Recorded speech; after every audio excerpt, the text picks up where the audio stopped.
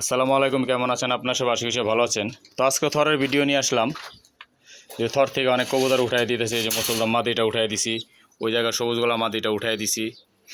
তো এই জোড়া উঠাই দিব রিসেন্টলি সবজি আর এই যে কালো চিলা বা মাক্সি যেটাই বলে, তাদের কাছ থেকে দুইটা বাচ্চা বের হয়েছে, যে একটা কালো, একটা এটাও কালো হয়েছে। তো এই বাচ্চাটাও কালো হয়েছে। তো সবাই কমেন্টে জানাবেন এটা কি হবে, কালো ঝাঁক হবে না, মাক্সি হবে না, সবজি হবে। তো এদের পেটে দেওয়া হয়েছিল, তাদের ডিম নষ্ট করে ফেলছে। তো নটটা এবার পাল্লা যাবে, খাকি মাদিটা থাকবে। খাকি মাদিটার সাথে আমার একটা নর আছে, খাকি একদম সেম সেম কোয়ালিটিরই দেখায় আপনাদের।